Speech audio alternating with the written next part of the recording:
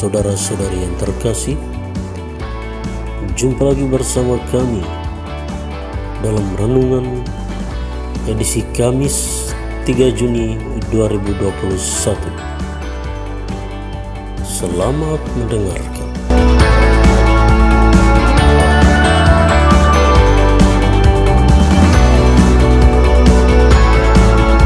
Renungan kali ini diambil dari Injil Markus bab 12 ayat 12b sampai 34.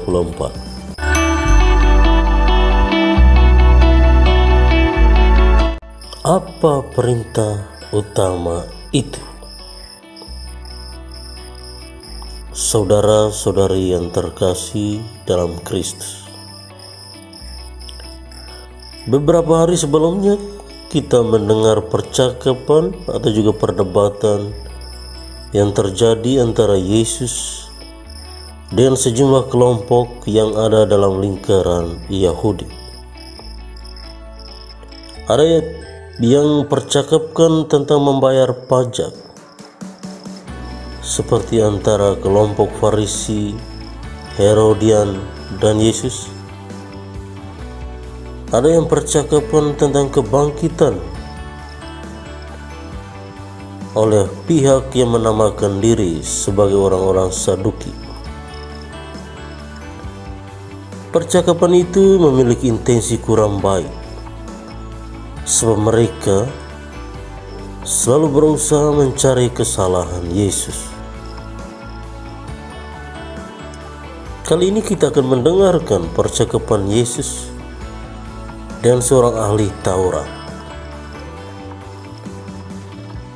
Percakapan ini bukan berisikan niat dari seorang ahli Taurat untuk memuji Yesus atau menemukan kesalahan Yesus,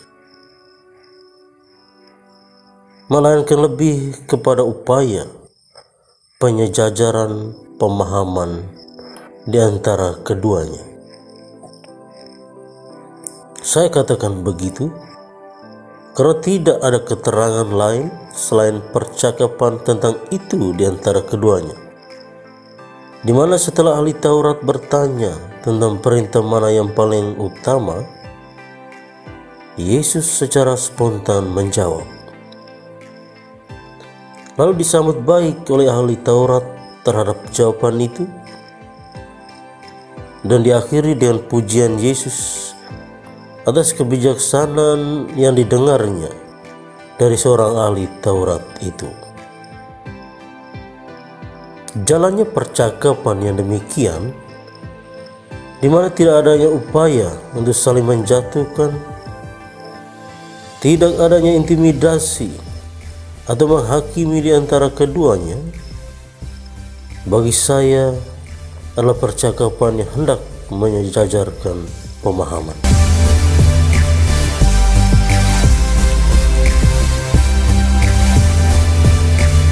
Saudara-saudari yang terkasih dalam Kristus, ada beberapa unsur yang bisa kita pelajari dari kisah Injil pada hari ini. Yang pertama tentang tokoh dan penokohan.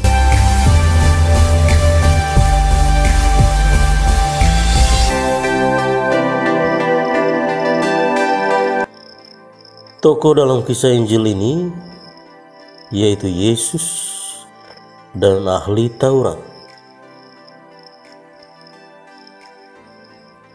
Pendalaman tentang tokoh dalam sebuah kisah tidak terlepas dari upaya untuk mengetahui dan mengenali peran dari tokoh itu sendiri.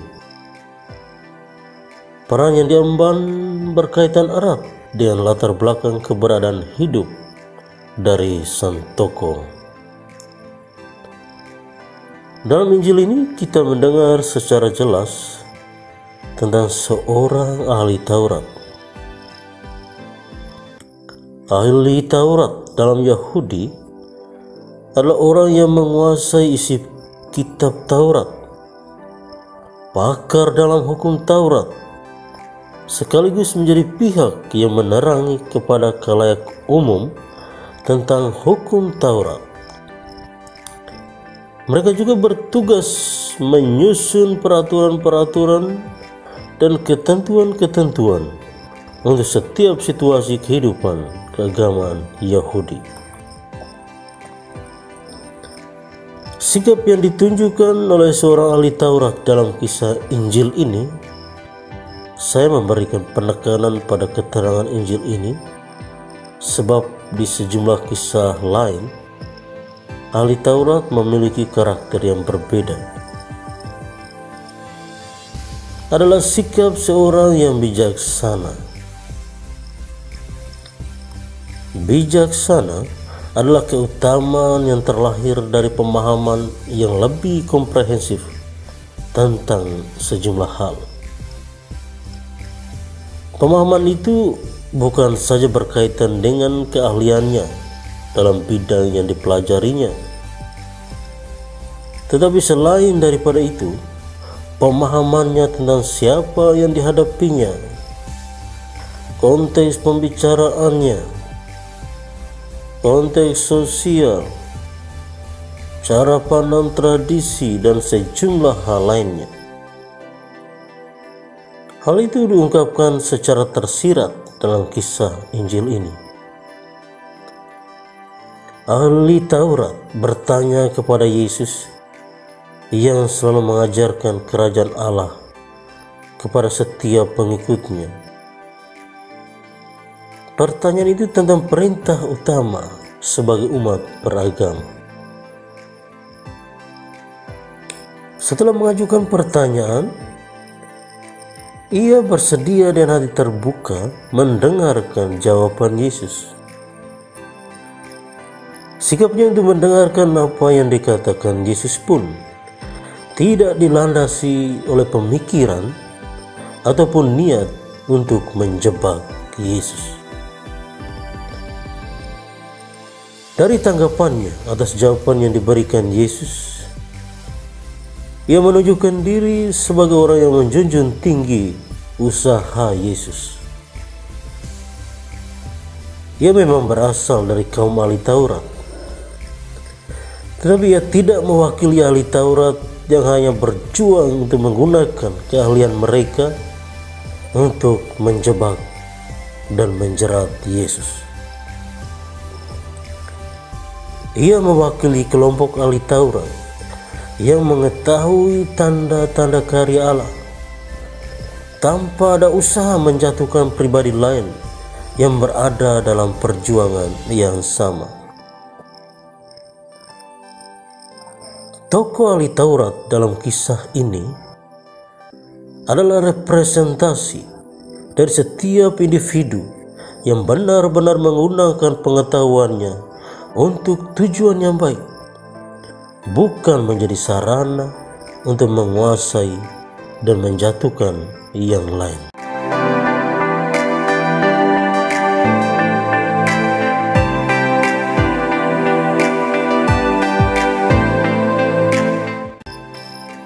Selain ahli Taurat, kita juga melihat teladan yang diberikan Yesus dalam kisah itu.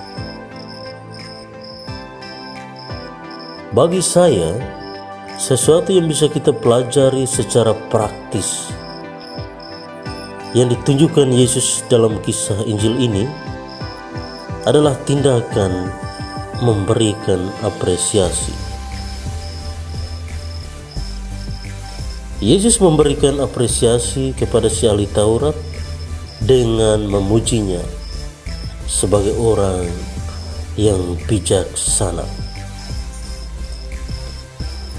Dasar dari pemberian apresiasi itu adalah tanggapan yang baik si ahli Taurat atas jawaban Yesus.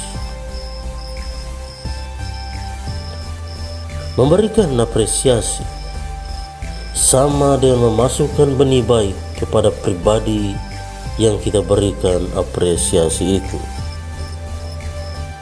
Karena dalam memberikan apresiasi, kita menunjukkan pengakuan kita akan keberadaan hidup dari pribadi itu.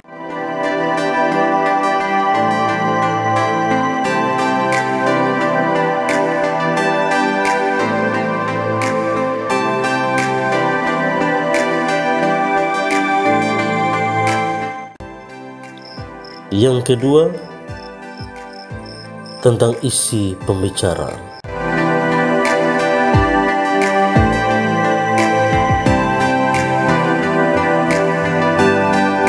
Hal yang dibicarakan antara Yesus dan ahli Taurat adalah perintah utama atau hukum utama dalam ajaran Yesus. Perintah utama dalam ajaran Yesus adalah kasih. Dalam Injil yang baru saja kita dengar, hal itu keluar langsung dari mulut Tuhan, yakni, kasihilah Tuhan Allahmu dengan segenap hati, dengan segenap jiwa, dengan segenap akal budi, dan dengan segenap kekuatanmu. Dan perintah yang kedua adalah, kasihilah sesamamu seperti dirimu sendiri. Tidak ada perintah lain yang lebih utama daripada kedua perintah ini. Ungkapan yang keluar dari mulut Tuhan Yesus ini merupakan gambaran tentang cara mengasihi secara total. Pengakuan kita akan Allah adalah kasih selalu diikuti dengan sikap yang mau mengasihi sesama di sekitar kita. Kasih yang seperti ini tidak membenarkan sikap yang memisahkan antara kesalahan hidup rohani dengan kesaksian hidup dalam sejumlah tugas dan tanggung jawab. Misalnya, seorang yang selalu tekun berdoa dan mengikuti perayaan Ekaristi adalah ungkapan dari cinta kasihnya kepada Tuhan. Itu tidak berarti bahwa ia harus membenci setiap pribadi yang tidak memiliki semangat hidup seperti dirinya. Ia harus memberikan kesaksian tentang kasih Tuhan dalam tugas dan tanggung jawabnya.